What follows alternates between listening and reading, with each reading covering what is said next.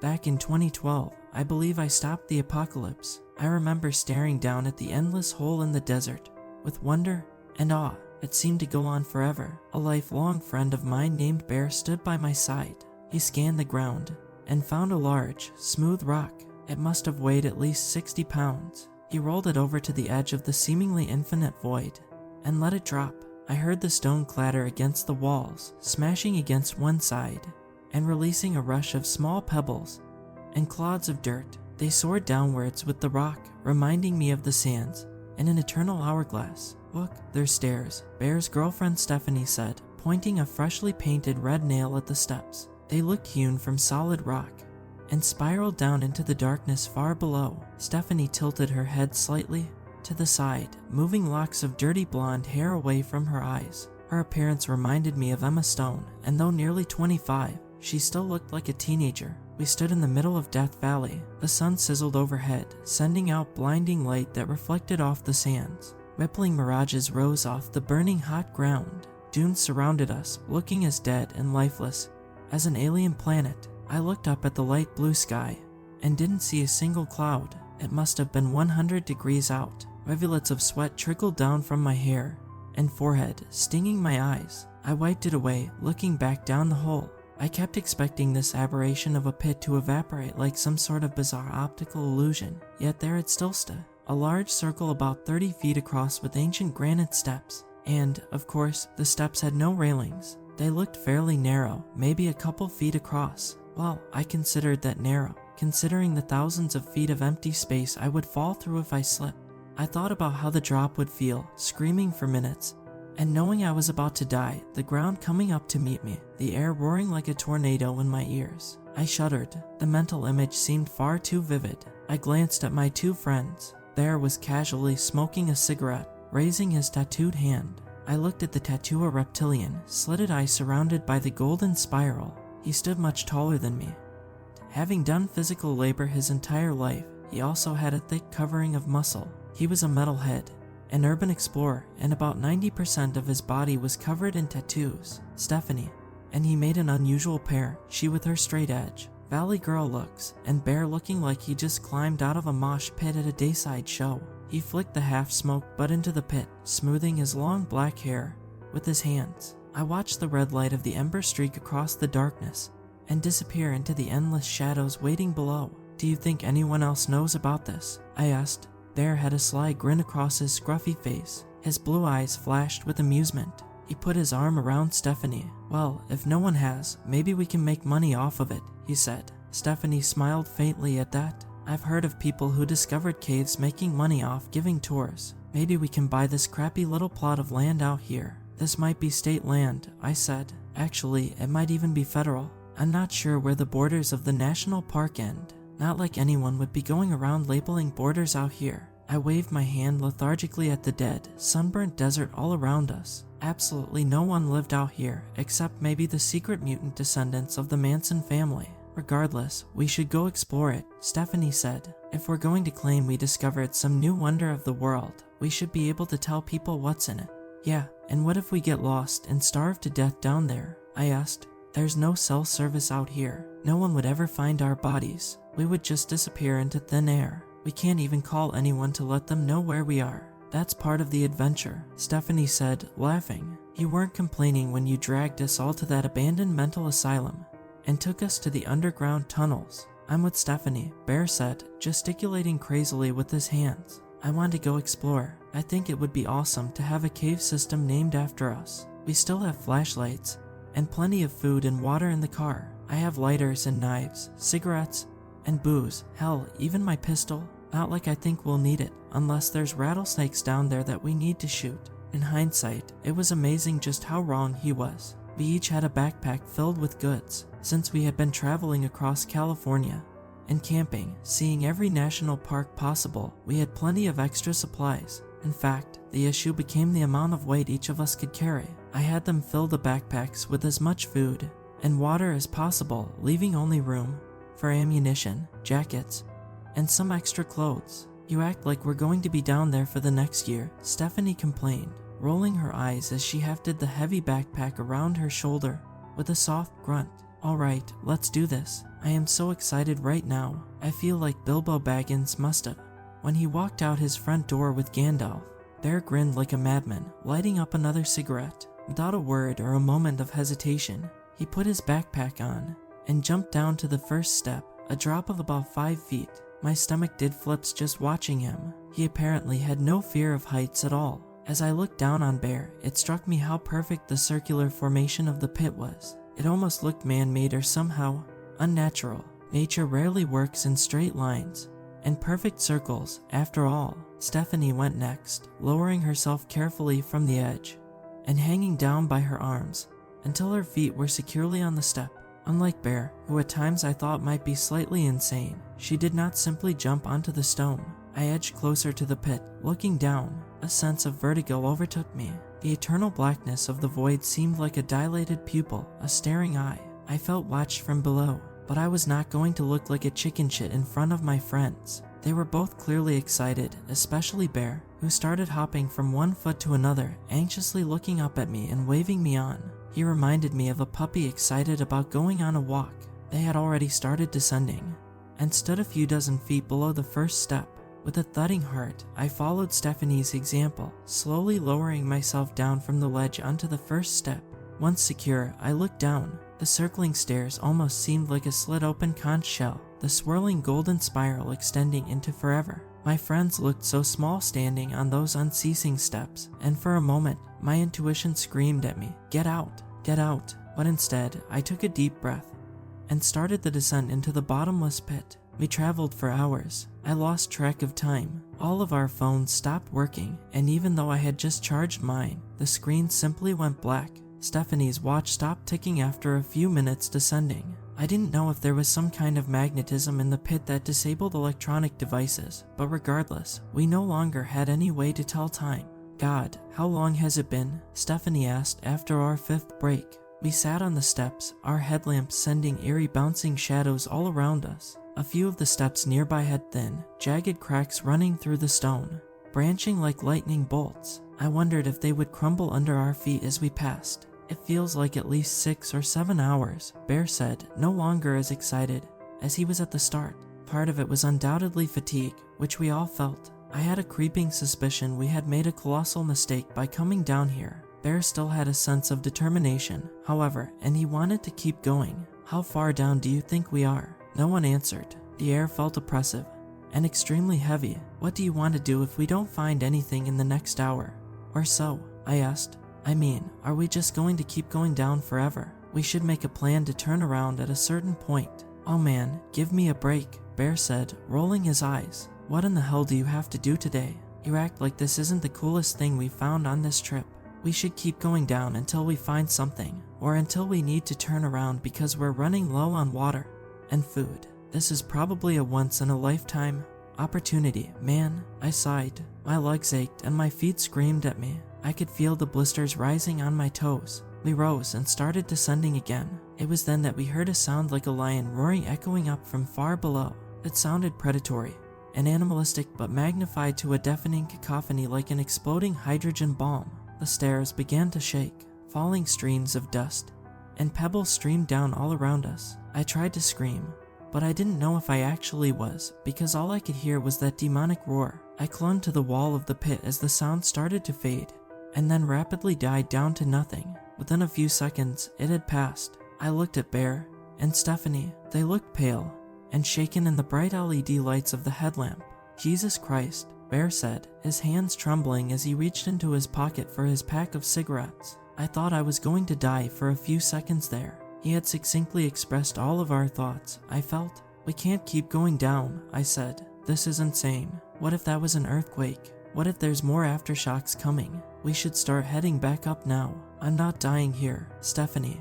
And Bear nodded, agreeing without any argument. Even Bear, who was normally fearless, seemed to have lost all of his enthusiasm for this adventure. But when we turned and shone our headlamps up, I saw the stairs a few hundred feet above us had collapsed during the bone-rattling explosion of sound.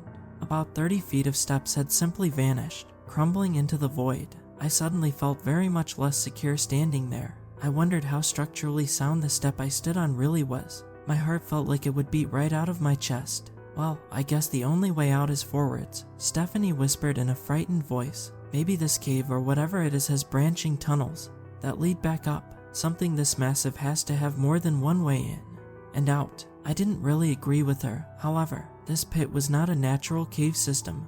As far as I could tell, we had no idea if other paths led out. We kept descending. I clung close to the wall in case that ear-splitting cacophony started again. I wondered what had made it. Perhaps the echoes of shifting tectonic plates amplified as they rose up the pit and just sounded like a predator's thundering cry. Far below, my headlamp ran over an aberration in the smooth golden spiral of the endless steps. I saw a massive archway, at least 10 feet tall. Its sides met in a point at the top, forming an upside-down curving V. Bear and Stephanie saw it at the same time as I did. Their eyes widened in surprise and delight, but a sense of fear gripped me when I saw the archway. Its architecture looked alien. As we got closer, I saw it glisten like obsidian. Gleaming black rainbows ran over its length when our lights touched it. Oh, thank God, Stephanie cried. Bear ran ahead, sprinting down the steps like a man dying of dehydration running towards water. Hey, wait up, I called, feeling suddenly very vulnerable. I looked down the stairs. Far below me, I saw a thin crack that ran down the wall of the pit for hundreds of feet. I caught a glimpse of a face peeking out of it. The creature had bone-white skin and pure black eyes. Its features seemed a combination of human and demon. Its insane rictus grin showed many sharp, long teeth. Within a fraction of a second, though, it disappeared into the crack, and I wondered whether I had really seen it. Perhaps all the darkness had caused me to start hallucinating. I knew that prolonged sensory deprivation could cause hallucinations and potentially bizarre experiences. Having tried sensory deprivation tanks both sober and after eating magic mushrooms, Stephanie and Bear stood in front of the obsidian arch, peering down a massive stone tunnel. The ceiling towered 30 feet overhead. Sharp stalactites hung over our heads like waiting guillotines. Natural formations of glimmering marble and jewels jutted out of the walls of the light brown rock. Bear ran forwards, laughing. He stopped at the first cluster of gems he saw. They looked like the petals of a multicolored flower, green, white, red, blue, and black. These are diamonds, Bear said, awed. This is opal. This looks like jet stone. That's definitely a sapphire. And the one next to it is an emerald. He stood up straight, looking back at me, his mouth hanging open. Holy hell, Juan, we're rich. None of us will ever have to work again. We still don't even know how to get out of here, I reminded him. I kept checking our backs, and I thought I had glimpsed that white, staring face with the black eyes again, but it moved like a ghost. Every time I tried to shine the light where I thought I glimpsed something, there was nothing there. I felt like I was losing my mind. We kept walking for a few minutes. Smaller tunnels branched off the large ones periodically. We would hear soft moaning sounds and whispers coming from them. I could never pick out any words, as it came across as more of a low susurration, but it had the cadence and rhythm of speech. That is so creepy, Stephanie whispered after we had passed our fourth branching tunnel. It sounds just like voices and people whimpering, as if there were some medieval torture chamber over there. It's gotta be some natural echo from the earth, I said. There are sometimes subterranean rivers and waterfalls. If one was nearby, its babbling could get distorted in the tunnels and come across as whispering. But I didn't really believe the argument myself, even though I badly wanted to. Oh my God, Bear said. He was out in front, walking ahead of us by at least 10 feet, so he ended up seeing the two bodies first. He started running, kneeling down over the girls, Stephanie, and I followed a few seconds later. They looked like two high school students, still wearing their backpacks covered in pins about love and peace. The nearer of the two girls was clearly dead. Her entire body had swollen up like a tick after feeding, the skin turning green as rancid gases bubbled under the surface. I couldn't even tell if she once had eyes or a mouth because the flesh had expanded so much. Her bloated body pulled against the fabric of her short-sleeved t-shirt, skirt, and straps of her backpack. The other girl was a somewhat different story. At first, I thought she was dead too. I couldn't see any breathing, and she looked extremely pale with a blue tint to her lips. Bear knelt down and tried shaking her. He got no response. Then he licked the back of his hand and held it in front of her mouth and nose. After a few seconds, he looked up excitedly. She's breathing, though it is very slow and shallow, he said. I don't know what's wrong with her. Her eyes started to flutter open and she gasped.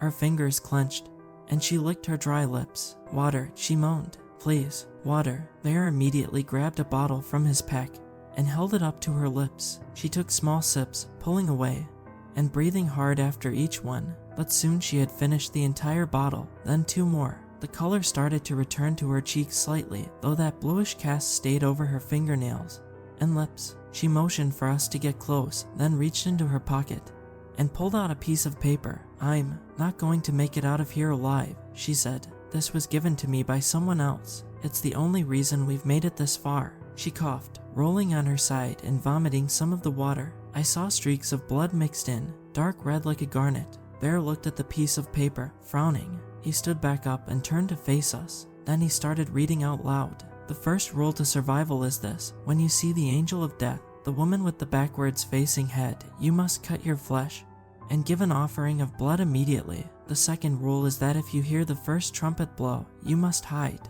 Anyone who does not leave the main tunnel by the time the second trumpet blows will know undying agony. The third rule is that if you see dark silhouettes coming down the corridors, shadows in the shapes of men and beasts, you must close your eyes and count to 30. They are eaters of souls and will suck your soul out of your eyes if you give them the chance, yet they will pass if not fed. The fourth rule is that if you encounter anyone with the mark of Cain, you must kill them immediately. He will know the mark of Cain. When you see it, it is a most hideous thing.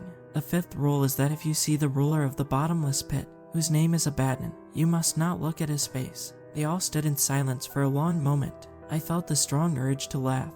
Then I looked down at the swollen body of the dead girl and immediately changed my mind. The blonde girl yanked her backpack off, gasping and spitting blood constantly. She reached around in the back, frantically looking for something. With a triumphant smile across her pretty face, she yanked it out and handed it to me.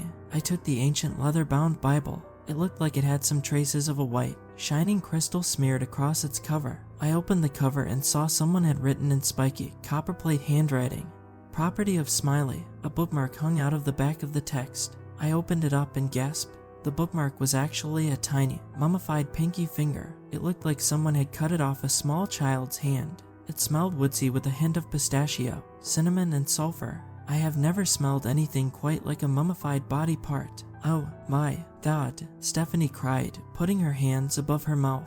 "Is that a child's finger?" The girl didn't answer. She had collapsed on her stomach now, and she looked like she was rapidly worsening. "Who are you? How did you two get here? Why do you have someone's finger?" I asked. The girl shook her head. "No time for all that," she said. "I got a glancing blow of the poison, a very small dose, but it's doing its work nonetheless. I can feel it writhing like snakes through my blood." She closed her eyes for a long moment, breathing slow. Then she fixed her unsteady, watery eyes on us again. "My name is Bella, though. I'll tell you that we came here by accident, exploring underground tunnels with my rainbow family. We got lost, and the tunnel started changing." A shriek echoed from further down the main tunnel, cutting her off.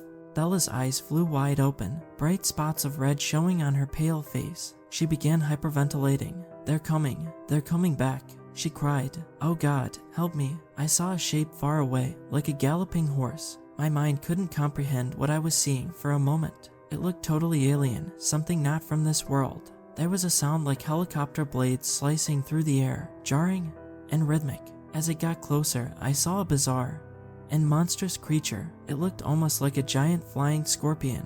It was about the size of a Great Dane. Its legs writhed and skittered like massive alien eyelashes. I saw its stinger dripping clear, lethal venom, as if it were salivating through its tail. Its spiky wings looked like those of a dragonfly's, blurring in a sea of motion as they propelled it forward. It was, in reality, the face that affected me most. However, it had a human face, complete with changing expressions. It had no hair on its body, but even without eyebrows, I could see the scowl of bloodlust and fury. The eyes had a filmy look, as if covered in cataracts. The pupils looked faded behind the veil, the irises a muddy gray. Bristling spikes stood out the top of its head, black, pushed-back quills with barbs on the end. Overall, the creature was one of the most instinctually repugnant and frightening creatures I had ever seen.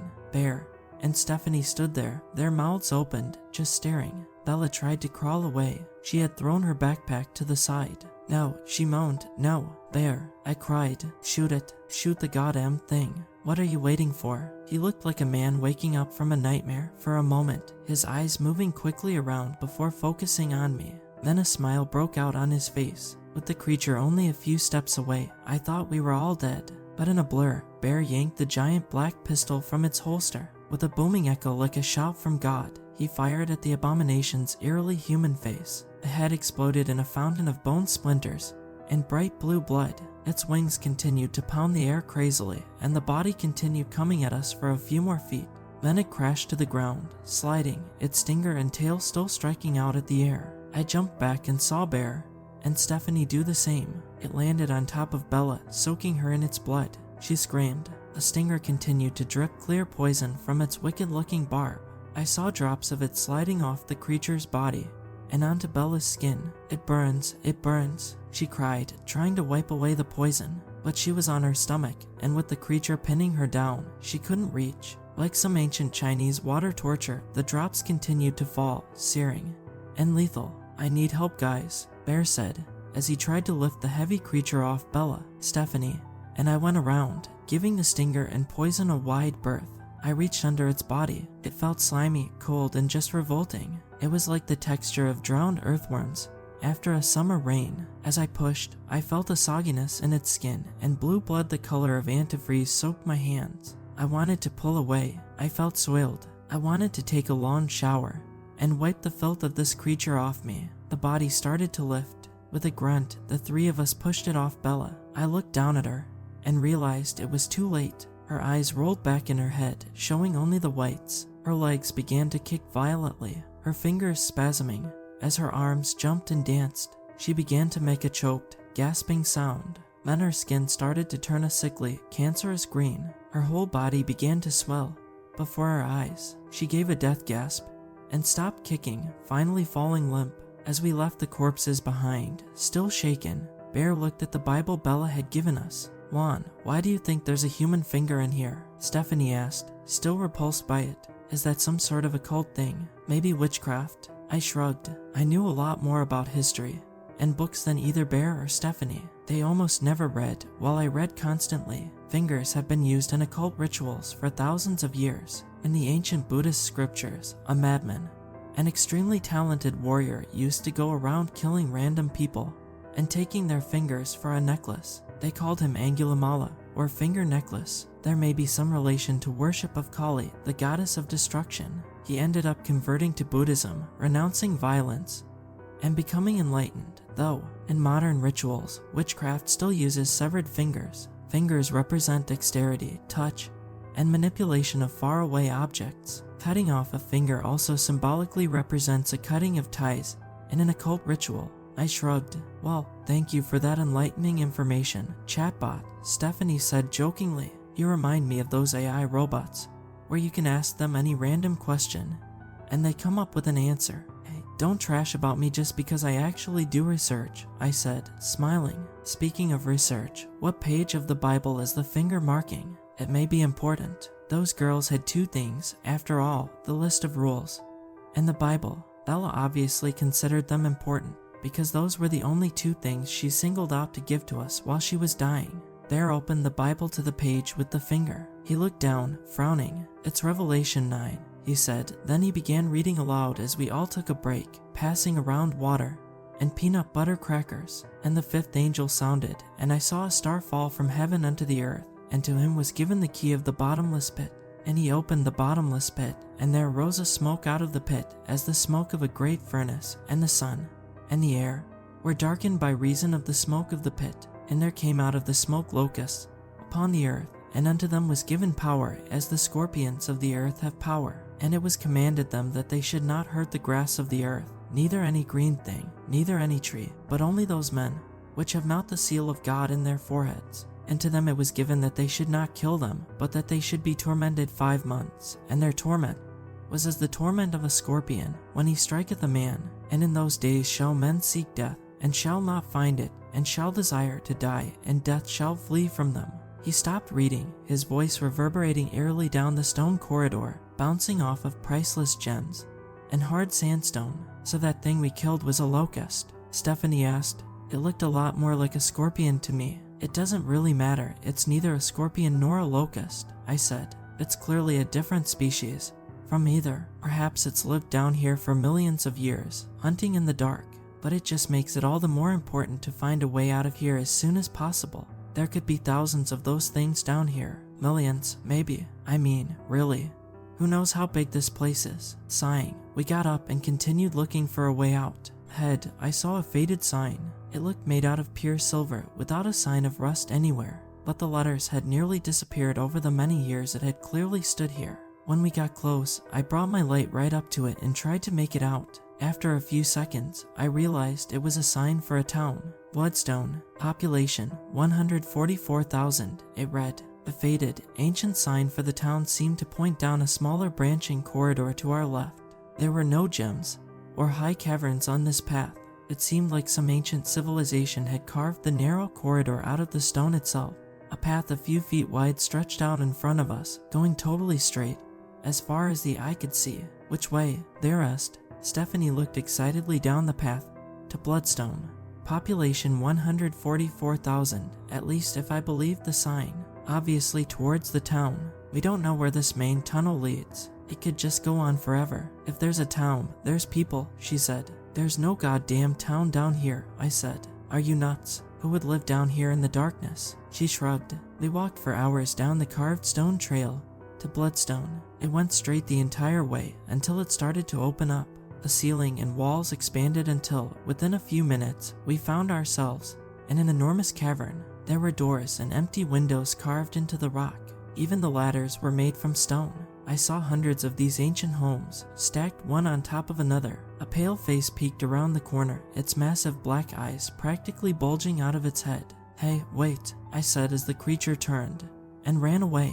It looked vaguely human in its general body shape, but extremely pale, hairless, and with much larger eyes. I wondered if these were some strange offshoot of the human species, lost souls who had gotten caught down here thousands of years ago and had evolved to survive in these harsh conditions. It sprinted away, webbed feet slapping hard against the slippery rock trail sloping upwards through the center of these endless carved-out empty houses. Within seconds, I had lost it. It sprinted forwards like a greyhound, far faster than any two-legged creature should be able to run. I heard the wet smacking of its giant webbed feet receding into the distance, saw its long, mutant hands flying back and forth in time with its stride. A gunshot rang out. I kept running towards where I had seen the creature last. I saw a man in a black Kevlar vest and camouflage pants pointing a smoking R-15 down at the writhing humanoid's head.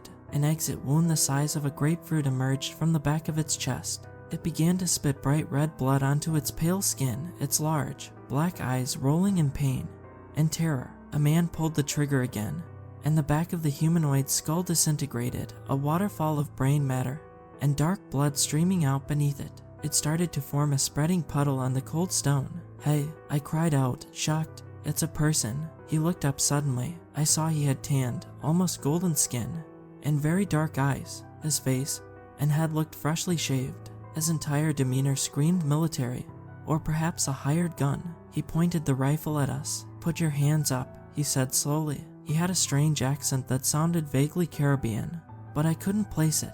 We all put our hands up slowly, though I saw Bear's fingers twitch as if he wanted to go for his pistol. Where did you come from? Death Valley, I said. Of course. Where did you enter? He paused, looking at us for a long moment. Don't worry about me, he said. What's your name? We introduced ourselves. He grunted. You all need to turn around. My agency is currently doing excavations in this area, and we don't need civilians running around. It's bad enough we have these things crawling everywhere. He pointed to the white, mutated corpse bleeding at his feet, emitting a rank smell of shellfish and coppery blood. Is that the mark of Cain? Blair asked.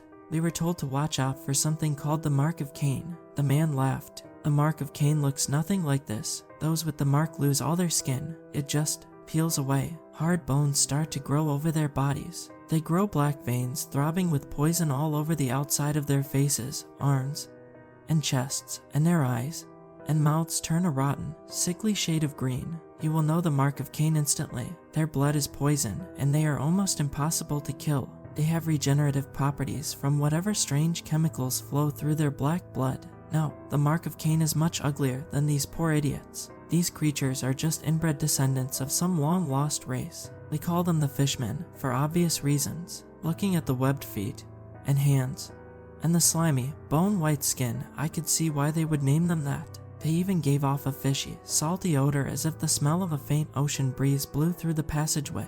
"What agency do you represent?" I asked. The man paused for a long moment, looking like he was thinking hard about the answer. He opened his mouth. "Well, it depends who," he started to say. A resonation began to sound, cutting him off. At first I thought it was an earthquake sending off echoing cacophonous vibrations through the cavern, but as it grew louder, I could hear the shrieking, harmonizing notes of some massive trumpet. Rocks started to fall all around us, first just small pebbles from cracks in the ceiling and walls, and then larger and larger stones. I saw the soldier spin away from us and begin running towards one of the houses carved into the stone. I tried calling him, but I couldn't even hear myself scream in the din of the deafening trumpets. With my adrenaline spiking, I motioned for Bear and Stephanie to follow. Without looking back to see if they would, I started sprinting towards the same house the soldier had entered. I did not want to lose the one person who might know what's going on. The trumpet cut out as suddenly as it had begun. I heard the heavy thudding of many booted feet behind us. I glanced back quickly and saw dozens more soldiers, all armed with AR-15s and bulletproof vests. They screamed something at the soldier I followed, but my ears rang so loud I could only see their mouths moving as if from a silent movie. I figured it was something along the lines of, "What do we do?" But by then the second trumpet blast had sounded. My ears rang as the soldiers' mouths moved, yet it was as if no sound came out. Bear, Stephanie, and I got inside the carved chamber as the second and much shorter trumpet blast cut off. The last ringing vibrations disappeared down the endless tunnels. For a long moment, nothing happened. The soldiers continued to run towards us, screaming and asking for orders. I heard a hissing sound, as if a gas main had been cut. A suffocating, chemical smell began to fill the cavern. I took a deep breath and held it. A sense of rising pressure seemed to fill the air. Then the ground outside the house erupted with fire, like a hydrogen bomb going off. Clear blue flames shot up in the center of the tunnel floor. I heard a whooshing sound. As the inferno spread, long tons of flame rose, licking the stone walls. The men stopped in their tracks, their uniforms immediately starting to catch fire, their skin liquefying and falling off in molten drops. Their mouths opened in a silent scream. I could hear the sizzling of their bodies, like bacon grease spitting out of a hot pan. They danced, jumping from foot to foot, their arms punching at the air. In a matter of seconds, I saw all their clothes disappear into smoking ashes, blowing away from their bodies in the slight wind that blew through the cave. I felt no heat at all standing on the stone floor of the ancient house, but I smelled the burning hair and searing meat of their melting bodies. Within a few more seconds, only blackened skeletons stood there, the grinning skulls still looking in our direction. Before they collapsed to the smoking stone floor, the fire disappeared as quickly as it had started. The boiling blue flames seemed to suck back into the earth itself. Bear and Stephanie looked at our new companion with horror-struck faces. He did not look nearly as perturbed as I would have thought, seeing his entire company wiped out. He simply shook his head. "Blackwater keeps sending us rookies," he said, giving us a half smile. "They gotta learn somehow, right?" We learned that the man's name was Agent Garland. He was vague on why he was down there with hired goons. We hadn't talked for more than a minute when we heard a strange wailing coming through the town. Everyone went deathly quiet. Immediately, Agent Garland's eyes went wide, and he started breathing fast. I looked out the threshold, peering to the right, the direction we had come, and seeing nothing but a smooth stone passageway. Stephanie stood on my other side. I heard her gasp. I turned my head to the left, and immediately knew what had scared her. It looked like thousands of black silhouettes slithering and limping and twisting down the road, coming closer and closer to us. I saw pure ebony shadows in the shape of venomous snakes dozens of feet long. Others had 2 legs and 2 arms like a man, but their limbs looked as thin as sticks, and their bodies stood 20 feet high. Their faces were expressionless, like a black ski mask with no holes for the eyes or mouth. The wailing grew closer, more insistent. It sounded like a mother broken with grief over the death of her children, a kind of hysterical shrieking that only amplified in the massive cavern. It bounced off the ceiling a dozen stories above our heads, echoing and distorting. Stephanie and Bear screamed behind me. Rivers of sweat ran down my face. There was a rule about this, I yelled, barely hearing myself over the wailing. Stephanie. And Bear continued to look at me with wide, staring eyes. Agent Garland simply smiled, waiting. I tried to remember the list of rules. Though this happened years ago, I remember the panic that set in as my mind drew a blank. There was too much stress, too much going on around me. I couldn't focus or think clearly. I took a deep breath and cleared my mind. In an instant, my subconscious started spitting up pieces of the rules. I remembered slowly. The rules discussed not looking at the face of a baton, getting off the main path if the trumpet sounded, something about the angel of death, killing people with the mark of Cain. It came to me in a flash. The rules had said something about shadows attacking us through our eyes. Close your eyes, I screamed as loudly as I could. The wailing was right outside the empty stone threshold now. Without looking to see if my friends had heard, I slammed my eyes shut and waited, counting the beats of my thudding heart. The wailing cut off suddenly. I felt a presence standing directly next to me and heard a low, guttural moaning. Something cold gently caressed my back and arms before rising to my cheek. Soft footsteps fell all around us, a sound as light as tall grass blowing in a breeze. Hissing, and a deep, choked gurgling erupted from something behind me. I felt more and more cold tendrils and hands pressing against my skin. A sense of rising pressure surrounded my body. I felt like screaming, my skin crawling. I tried to pull away, but I was surrounded on all sides by the grasping alien hands. They disappeared all at once with the sound of a massive balloon popping. I heard Bear slowly exhaling behind me. Agent Garland laughed. My heart beat a frenzied, runaway rhythm that pounded in my ears. Okay, it's been 30 seconds, Bear said, sounding out of breath. You can open your eyes. We decided to rest and have a meal in the house. The stress of nearly dying twice had done a number on us psychologically. I felt totally drained. I would have liked to lay down and rest. We had traveled for many hours. My feet screamed at me with throbbing blisters and waves of sharp pain. So what are you going to do now? I asked Agent Garland as I pulled out sardines and crackers. I tore into them ravenously, chugging a couple of bottles of Gatorade as I ate. Can you get us out of here? I'm not really in charge of this mission, he said without meeting my gaze. He shifted uncomfortably from foot to foot. The main group is down far below us. You would have to ask the commander. What are they doing down there? Stephanie asked, her curiosity piqued. Is there something important for national defense? Agent Garland smiled. There's something important for everything, he said, a cynical gleam reflecting off his face. Todd lives down there. He's kept locked up by the angels because, well, I shouldn't be the one who has to tell you this, but God has gone totally insane. He gave a large part of his mind to create the universe, and now he's slowly dying down there, like the serpent eating its own tail. We're actually in his body right now, walking through these tunnels of the bottomless pit. Those fires and shadow creatures are like immune cells, trying to kill all trespassers. Only those with the sign of heaven on their foreheads don't get targeted. What's the sign of heaven? I asked. He waved his hand at that. Nothing you need to worry about, because you won't be getting it. Only the angels have the sign, he said. It's like a white, pulsing symbol on their foreheads. It kind of looks like a backwards 7 with a slashing diagonal line through it.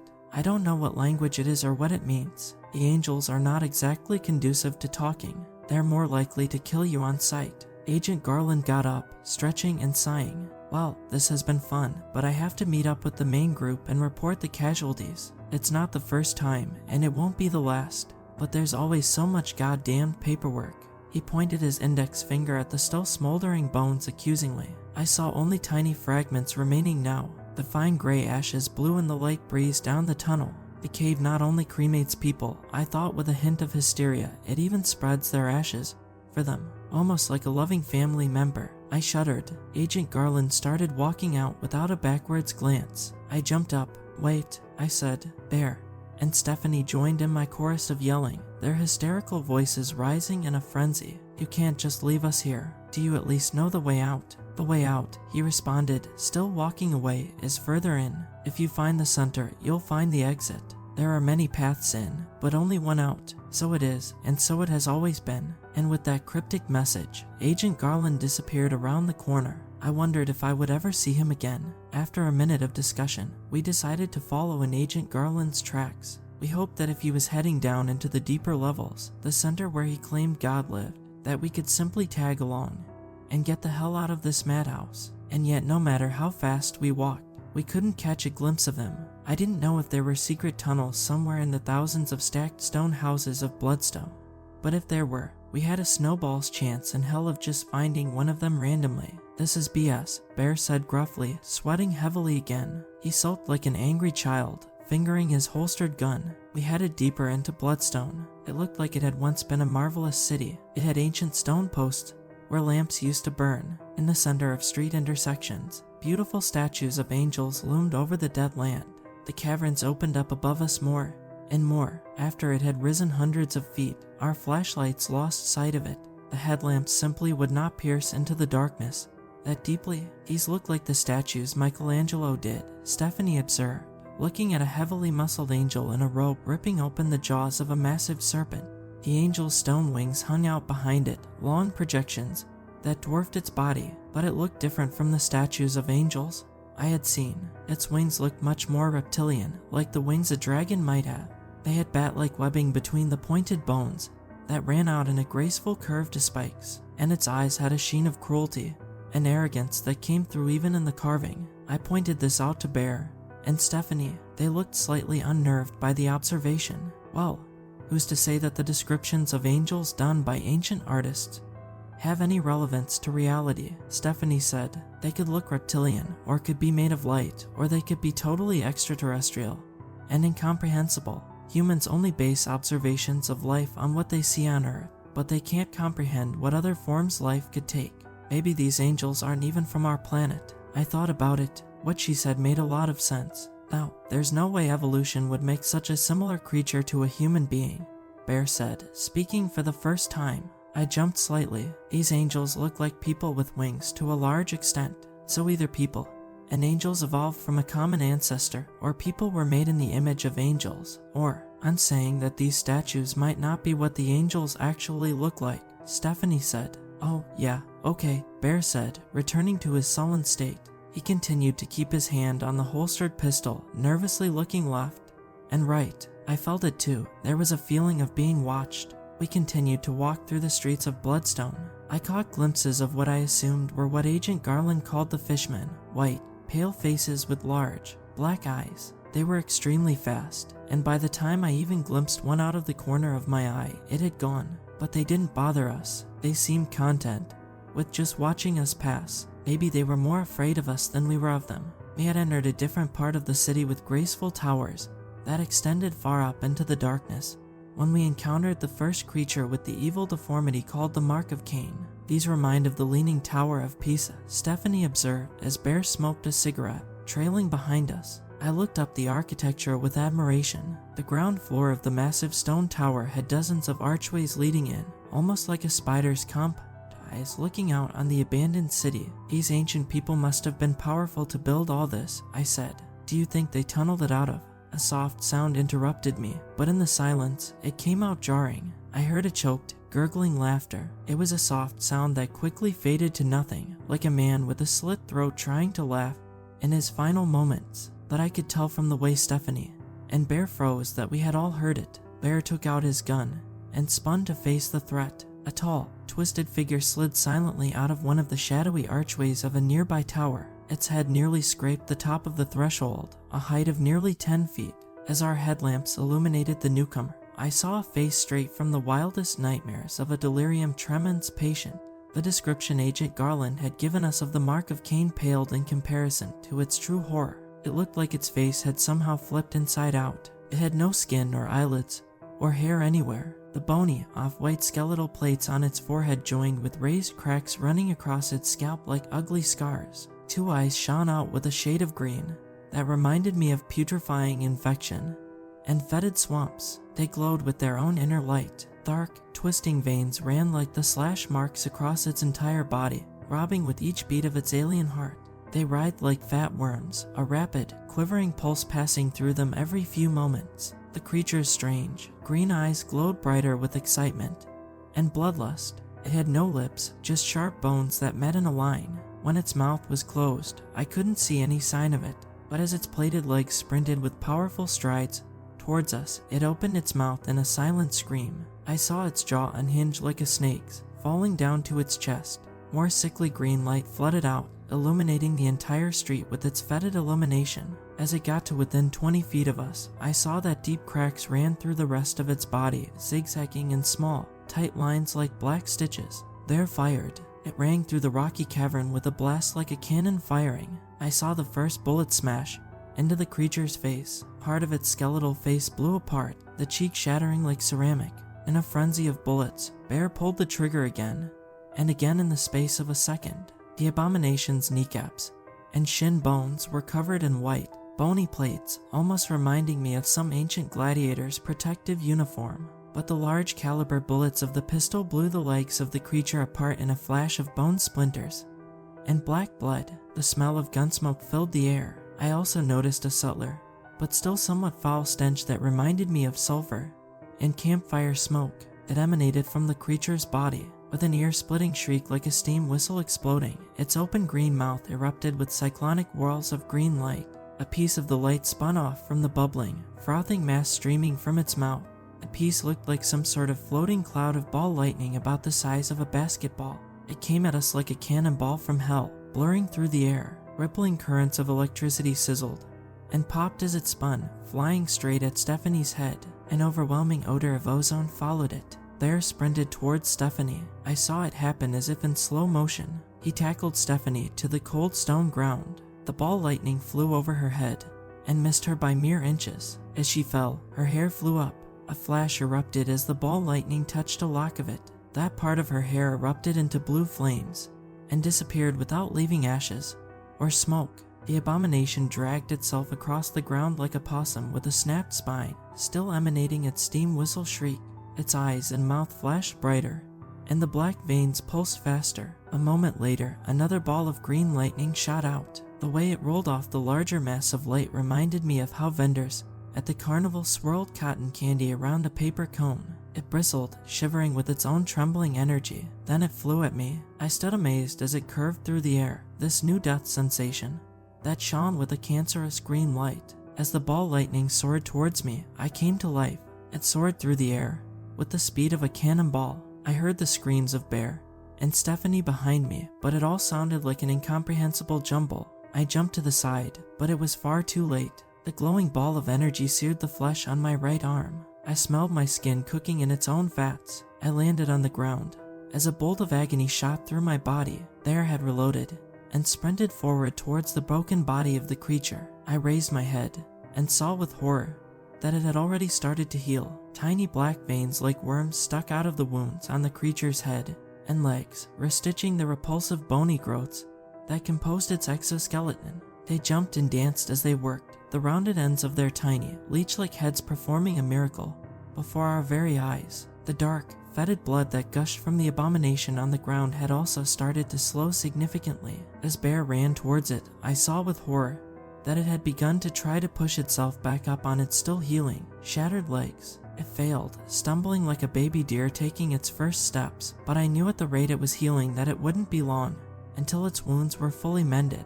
As Bear raised his 45 ACP pistol, ready to try to blow the creature away again, more green light began to form around its mouth and luminescent eyes. While Bear was preparing to fire at it, it had been preparing its own weapons in return.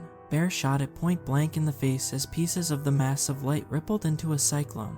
The bullet entered through its right eye. Like a jack-o'-lantern being smashed, light poured from its ruined skull. The back of its head fragmented as bone splinters and pieces of flesh splattered the stone ground underneath it. The green light disintegrated. It felt like a flashbang had gone off. I was blinded by the overwhelming light that poured from its destroyed body. I also noticed a strange combination of smells ozone mixed with the fetid reek of a slaughterhouse. Bear stood there, panting heavily, his face covered in a thick layer of sweat. He looked down at the abomination on the ground. New veins and tendrils the size of a pencil reached out like fingers through the massive hole in its face. I looked down at my arm, wincing as I saw the deep wound. There was a charred, blackened spot about the size of an egg surrounded by patches of angry red tissue that spread out like groping fingers. How do we kill it? I screamed, ignoring the pain. What if it just keeps regenerating? We should cut off its head, Stephanie said calmly, a steely gleam in her eye. Cut off its head and move it far away from the body so that way they can't rejoin. She slung her backpack around and came up with a gleaming buck knife. its freshly sharpened blade keen enough to shave with. The creature still lived somehow. It had gone into some sort of seizure, kicking its thick, vampiric legs in violent jerking motions. I noticed it had 13 fingers and 13 toes, all crooked and inhumanly long. Sharp black claws grew out of the ends. It shook its head violently from side to side, as if it were saying no, spattering its dark blood all over the floor and walls. I noticed how its blood glistened in the beam of the flashlights. It shone with oil rain spots, an iridescent pattern of colors gleaming as it streamed from the creature's broken head. "Are you sure?" Bear said, still hyperventilating. He looked at Stephanie standing there with the buck knife, as if he had never seen her before. I must have given her a similar look. She had a sadistic pleasure in her eyes as she nodded grimly. She stood over the abomination's writhing body, each one of her feet planted firmly on the side of its head, like a boxer standing victorious over his opponent after a knockout. Bear and I each stood on one of the creature's wrists, so it couldn't claw Stephanie out as she completed her grisly task. She knelt down, inhaling deeply. Then, without a moment of hesitation, she shoved the blade into the thing's twitching neck. It gave an ear-splitting, demonic shriek as it spewed black blood like a fountain. Its jaw unhinged, and the dark blood flowed out of the center of the green electricity like a waterfall descending from an impenetrable mist. But Stephanie kept cutting and slicing, her face a grim mask of determination. I heard a rending sound as its flesh tore. She had a problem with the spine, but at least by that point, all the flesh had been sliced through, and its movements had ceased. Its chest still rose and fell erratically. It gurgled as it choked on its own blood. "Here, let me help," Bear said, pushing her aside. With his thick arms, he twisted the creature's head, which now only remained connected to its body by the vertebrae, and a thin layer of gore around it.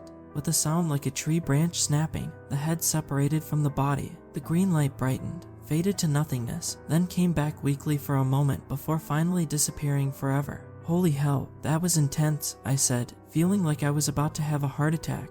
Bear held the decapitated head in his hands, an uncertain expression on his face. A nightmarish visage seemed to stare up at him accusingly, the empty holes of eye sockets sunken and black in the bony face. "What are we going to do with this?" Bear asked, shaking the ugly bastard for emphasis. I shrugged. "Use it as a soccer ball, I guess," I started to say jokingly, but my voice cut off as a soft, angelic singing reverberated down the hall. It was singing in some language I had never heard before, a resonant, humming language that nearly brought tears to my eyes with its beauty. As the singing abruptly cut off, a figure came around the curving street. I saw it hovering over the ground. Enormous, leathery wings spread out on both sides of its body, extending 15 or 20 feet in each direction. They ended in sharp points like the wings of a bat. Narrow bones ran along the lengths of the wings, supporting the dark webbing. It wore a black satin robe with the hood pulled back. When I saw what it revealed, I gasped. Its head was twisted around 180 degrees. The skin on the neck spiraled around in purple bruises. In the place of hair, it had dozens of writhing, black eel creatures with circular white eyes and drooping fangs. They snapped at each other like wolves fighting over food. I watched as the approaching figure hovered towards us, feeling slightly hypnotized as the creature bobbed up and down like a buoy on a lake. It moved in a smooth, elegant way. I stood there in a daze, hoping it would finish its song. I wanted so badly to hear that beautiful voice again. I glanced over at Bear and Stephanie. They both stared in open-mouthed wonder, Bear still clutching the decapitated head of the abomination under one arm. But that little voice in the back of my head quickly pulled me out of my reverie as I realized that this was the Angel of Death. The Angel of Death glid through the air, its skeletal feet hovering a few inches above the ground. It would fall and rise slightly as it moved. As it got closer to us, the eel-like creatures growing from its scalp started to get more violent, snapping and gnashing their sharp teeth on the empty air, their jaws clacking together with a sound like a gunshot. Stephanie was actually the first one to break out of the trance. She whispered as if afraid to draw the attention of the angelic abomination. "There was a rule about this," she hissed at us under her breath. "We need to cut ourselves and give an offering of blood." I jerked like a man waking from a nightmare. The Angel of Death had closed in on us now, its face still looking away from us, but I knew without a doubt that it sensed our presence and had likely known we were there for a while.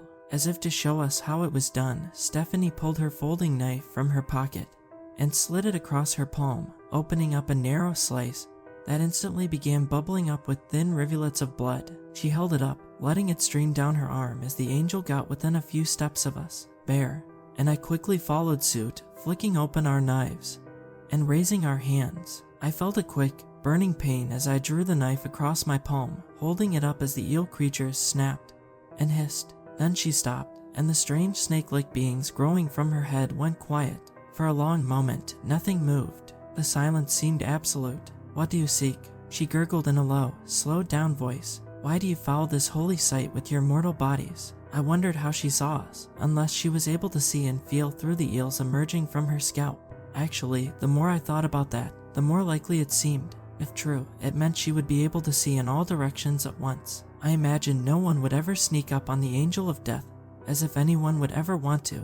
We came here by accident," Stephanie stuttered, stepping forwards as she spoke. "We seek a way out." The angel went quiet for a long moment. The white cataract eyes on the eel creatures seemed to regard us with a strange intensity. "What is that delicious offering under your arm, son of Adam?" she asked. For a second, I had no idea what she was talking about. I couldn't tell if she was talking to me or Bear, but the eel's blank white eyes all focused on Bear, snapping to attention like dogs begging for a treat. They stopped their writhing and gnashing, going very still, and looking at him for a long moment. I glanced over and saw he still held the decapitated head from the mark of Cain abomination. He hesitated, looking uncertain. I nodded at him, urging him on. He held the head up high above his head. "It is for you," he said in a diffident voice. "We brought it for you as well as our offerings of blood." The angel of death spun around, revealing a skeletal face with worms and larvae eating away at the rotting chunks of flesh still stuck to her cheeks and chin. Her eyes glowed with an inner white illumination like two pale stars spinning in the void. There were no physical eyes in her head, only these strobing and pulsing pits of blinding light. "It smells delicious," she admitted, floating forward slowly. Her decaying skull of a head drew within inches of Bear's face. He flinched away, blinking rapidly. I could see him breathing fast as trickles of sweat ran down his face. I could smell the angel of death as she drew near, a smell like old leather and rancid meat. But underneath that, there was a sweet, pleasant odor like an undertone of lavender. "Your offerings are accepted. I will grant you a single boon for this," the angel of death gurgled in a deep voice. She bent her face towards Bear's bleeding hand and stuck her black tongue out. I looked at it with horror, seeing its putrefying sores and necrotic tissue. She used the fetid, rotting thing to lick the blood from his palm and wrist. I saw Bear shudder and go pale as her tongue ran over his skin. Then she went to Stephanie, repeating the bizarre ritual. Stephanie didn't show a scrap of emotion during it, however. Then finally, the angel of death came to me. Her tongue felt cold and soggy against my bleeding skin. Small pieces of the decomposing flesh and larvae were left on my wrist and hand.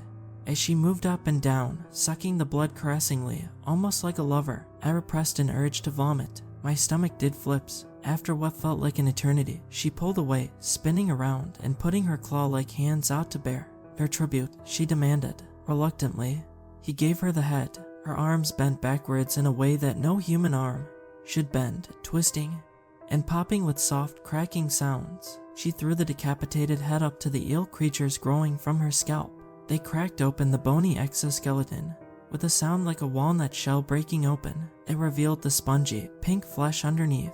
It seemed infused with some kind of green growth, almost like tendrils of mold that ate its way through its brain and muscles. The eels quickly stripped it clean, sticking their pointy snouts in and snapping up the meat with rabid hunger. The angel of death said in a resonant voice that made her sound almost human. It was as if she could taste the meat and blood that the eel creatures stripped from the decapitated head. Perhaps she could. The chill ran down my spine. After they had finished stripping the meat from the offering, their gnashing and writhing calmed down. She turned her face back to us, and I saw, to my horror, that the offerings of blood and meat had revitalized her skeletal face somewhat. It now had fresh growths of pink skin around her cheeks, mouth, and eyes. I heard Bear and Stephanie gasp in unison as they saw her regenerating face. "Your boon," she demanded impatiently, the bones now almost covered with new growths of skin that spread out over the rotten flesh underneath.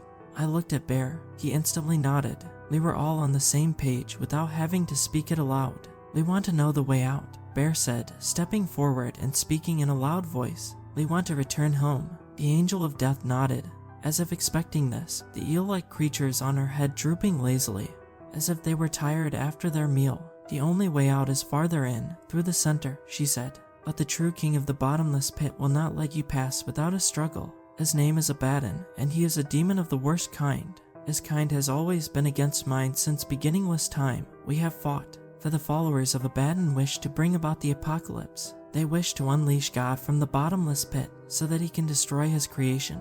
Before fading into oblivion, they believe that, when the universe topples, they will become gods themselves. I believe Abaddon is insane. However, I do not know who promised him godhood unless he promised it to himself.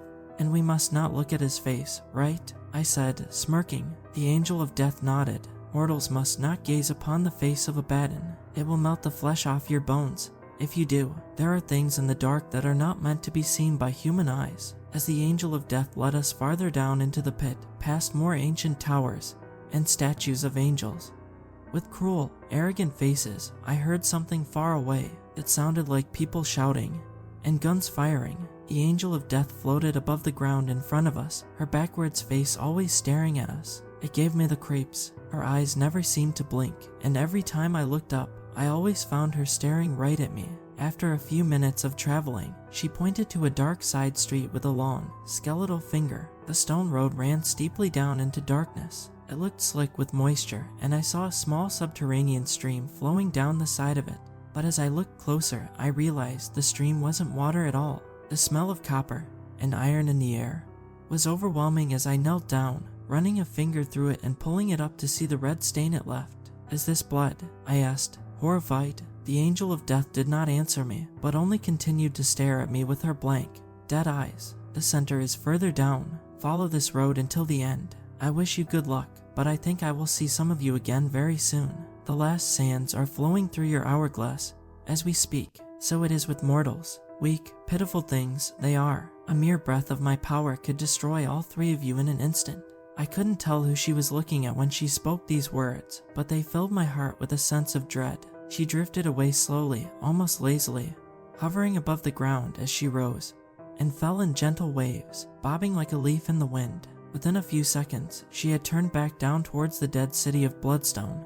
Population 0. We quickly realized the source of the shouting and gunshots when some agents dressed in gas masks and tactical black SWAT uniforms sprinted towards us. They all had automatic rifles, as well as dark green M67 fragmentation grenades attached to their belts. They froze when they saw us, but they didn't raise their guns. Their leader walked forwards, hesitantly looking each of us up and down without speaking. "Sir," one of the soldiers finally asked, in the back after a few very long seconds. "Let them go," he said, motioning his troops on. "Not my problem." "Wait," Stephanie cried as they started to run away without giving us a backwards glance. "Are you with Agent Garland?" Their leader froze at the name, turning to face her. "Yeah, we met your guy in the city of Bloodstone," Bear said, keeping his hand near his holstered pistol. "Look, I don't know who you guys are, but stuff is going downhill fast," the leader said, his voice distorted and eerie through the gas mask. "We've lost most of our company down there. We are trying to call for reinforcements. I don't know who you are, but you don't belong here. Going down there is suicide. Why are you calling for reinforcements? What's so important that you would want to sacrifice the lives of your men and risk having even more killed?" I asked. His body stiffened. "We're trying to stop the apocalypse," he said, turning away and motioning for his men to continue following him. Within a minute, they were gone from sight around a bend in the steep, narrow tunnel. More gunshots echoed up from below. Bear and I looked at each other, exchanging worried glances, but Stephanie seemed unfazed. "We need to keep going down," she urged. "It's the only way out." "I wish we had more weapons," I said regretfully, following her down into the darkness below. After a few more minutes, the tunnel started to open up, the river of blood flowing into a swampy mess at the bottom. Strange, writhing vines twisted on its surface. Long, blood-red thorns spiraled around their thick stems. A bridge made of bones led across the blood-red subterranean lake. I saw arm and leg bones stacked vertically, bound together with narrow strips of silver. Human skulls embedded in the bones formed a pattern, a symbol that seemed familiar. It looked like a backwards 7 with a diagonal slashing line through it. Across the bone bridge, I saw Agent Garland, his face sweaty and pale. He was surrounded by dozens of soldiers, some of them in gas masks and riot gear, others wearing plain black suits. All of them had automatic rifles, and most of them also had grenades.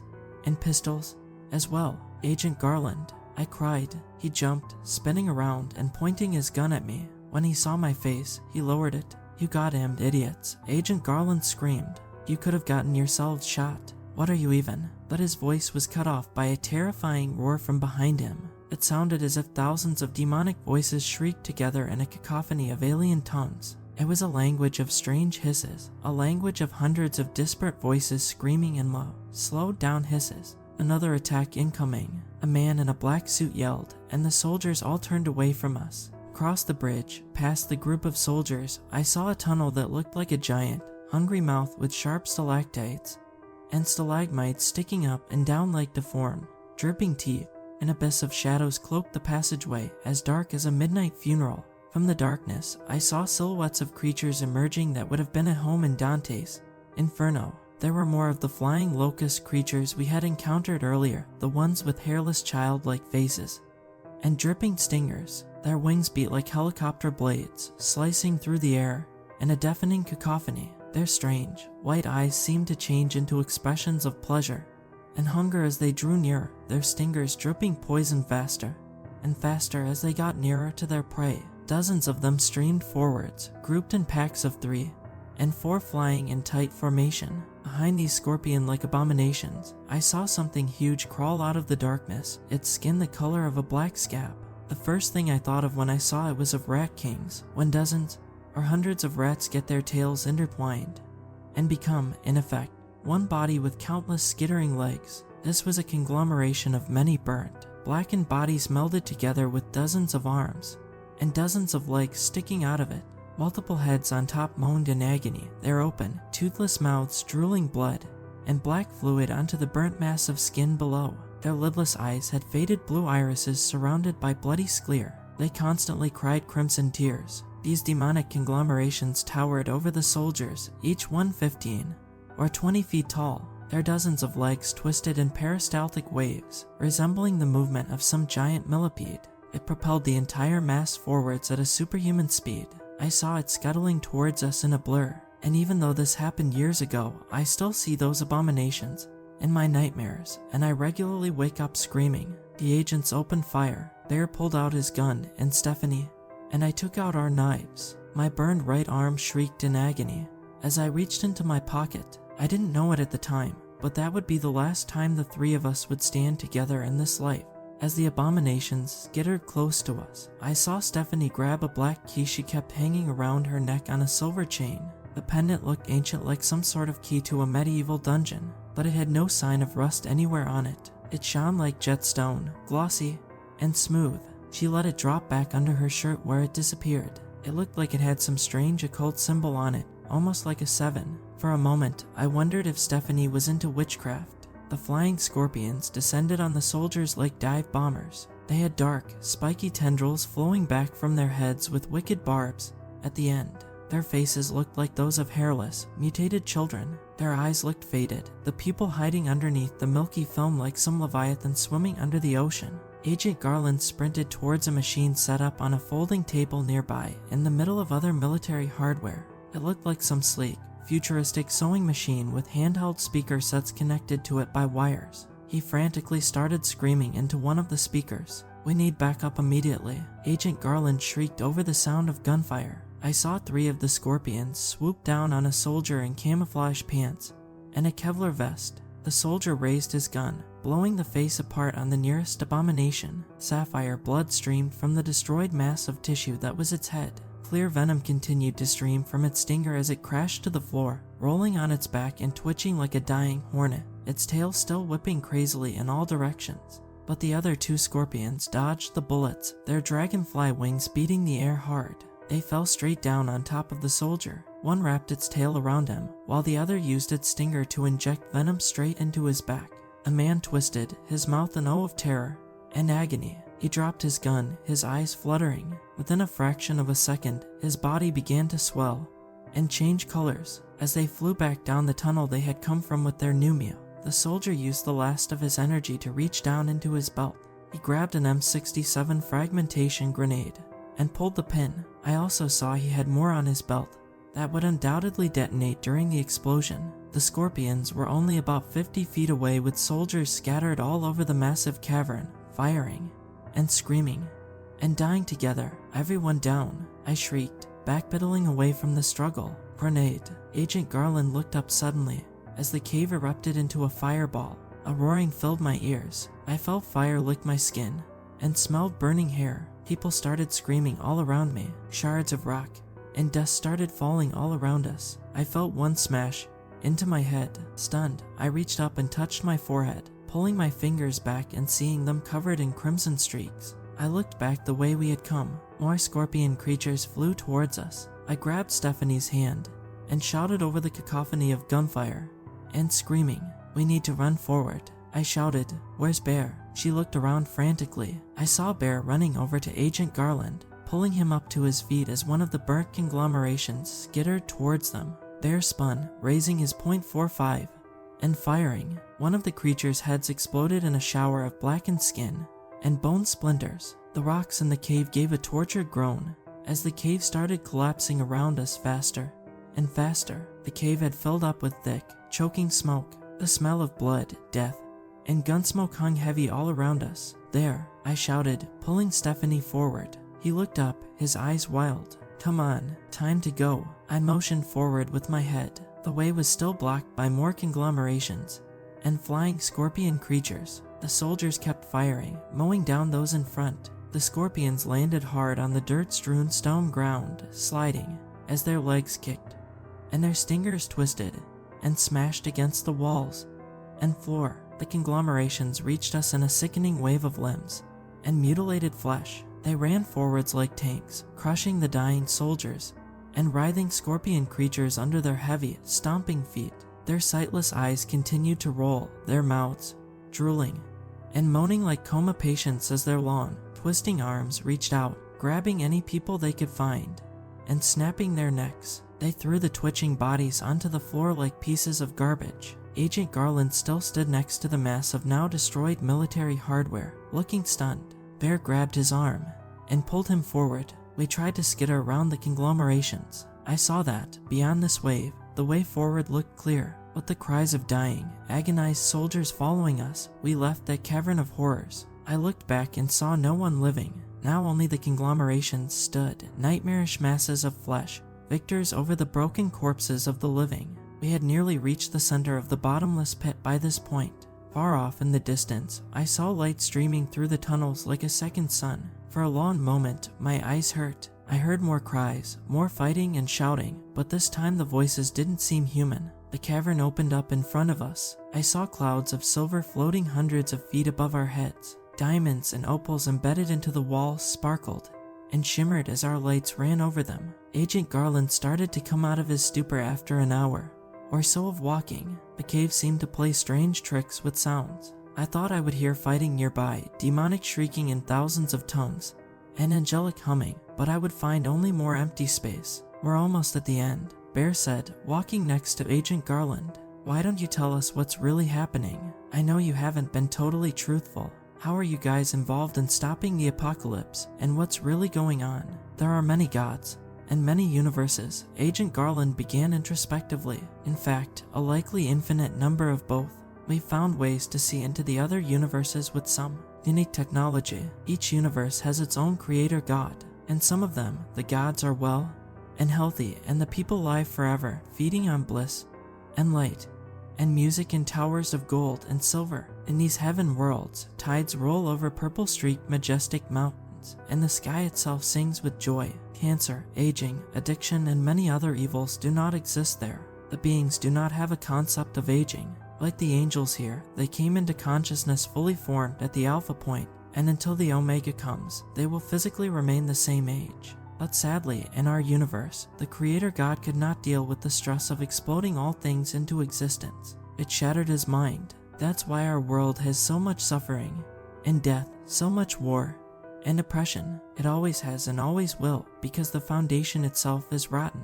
There are also universes that are far worse than ours, where their creator gods became even more sick and evil at the moment of their big bangs. The trauma of those shattered minds rippled across space-time and created hell worlds, where beings exist in incomprehensible agony and torture. There, the beings get burned alive, sliced into pieces, dunked into boiling lead, or have molten steel poured down their throats. Yet every time they die, their bodies miraculously heal. They come back to life to start the torment again. In universes like ours, where God wants to destroy himself, he comes into being surrounded by angels. The angels may be part of his own mind, the will to live. They try to keep whatever essential pieces are still alive imprisoned forever so that the universe will not end. Likewise, there are demons. These may also be part of God's mind. They come into existence at the beginning with him. They are, I believe, his death drive, his desire for annihilation. There are occult sites located across the earth. Believe it or not, some people worship Abaddon and his demons. They want to start the apocalypse. They believe that, when the universe ends, they will become powerful, godlike beings in Abaddon's new world. These cultists find extremely powerful objects and come here to bring them to Abaddon. I don't know if you've ever read the book of Revelation. They have one right here, Bear said excitedly, absolutely enthralled with the conversation. Stephanie had a stony look on her face as Bear went into her backpack and retrieved the Bible. He gave it to Agent Garland. He opened back up to Revelation 9 and read aloud. And the fifth angel sounded, and I saw a star fall from heaven unto the earth, and to him was given the key of the bottomless pit. He read. We had all stopped around him. My eyes widened as he read the words. Something flashed like lightning in my mind. I looked over at Stephanie. She grinned, a psychopath, reptilian grin that made my heart turn to ice. A memory came to me then. Stephanie had been the one who had wanted us to go to Death Valley in the first place. She was the one who had subtly guided us towards the bottomless pit. So the key, Agent Garland continued saying, oblivious to the danger, was a black artifact that came to Earth in an asteroid. Somehow, the cult members recovered it after spending millions of dollars and countless years searching. Our agency got a tip-off that a cult member was trying to get the key to Abaddon so that he could unlock the divine chains. Stephanie, I hissed. Everyone looked at me, Stephanie with amusement and bloodlust, Bear, and Agent Garland in confusion. She has the key. She is the cult member. She must have led us here on purpose. Bear spun, starting to raise his gun, but Stephanie had already seen it and stepped forward. With a lunatic cry, she stabbed Bear in the neck. His gun went off, the shot smashing through the silver clouds high above us as he fell back, dying. He choked on his own blood as Agent Garland went for the pistol holstered on his camouflage pants. There was a demonic roar directly behind us. We both twisted our heads, seeing the body of something red, massive, and hellish. It towered high above us, 40 or 50 feet tall. It had thick legs like a tree trunk. Its feet looked like those of some enormous rhinoceros. Looking up at its stomach, I saw the crimson flesh ragged and only connecting in strips. Behind it, I saw a pulsing, dark mass of black blood and organs. I am Abaddon, the creature roared in a voice like a cannon firing. My body froze as ice water ran through my veins. Agent Garland's mouth hung open. He looked from Stephanie to Abaddon. Stephanie kept her eyes lowered. No one was looking at his face. Stephanie bowed in front of the nightmarish figure standing there. Two dark, reptilian wings stretched out from behind his back. I caught a glimpse of some monstrous crown on his head, 3 sharp, silver spikes rising dozens of feet above him. Abaddon, she said, kneeling, I come as your faithful servant. I have brought. Agent Garland jumped forward, putting the gun to Stephanie's head. Just as he was about to fire, a long, twisted hand came down and crushed him. His body exploded in a shower of gore and spattering blood. It soaked my face and chest. I felt a silent scream welling up in my throat, but the adrenaline coursing through my body sent me into action. I ran forward, jerking Stephanie's head up so that she was looking straight at Abaddon's head.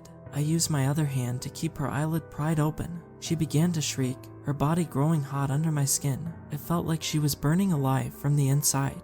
Her face began to drip and melt like candle wax, the flesh falling off in strips. Our scream grew deep and harsh. Slowly, it started to fade. I looked down, seeing a skeleton in my hands. A skeleton with clothes on and a sacred key.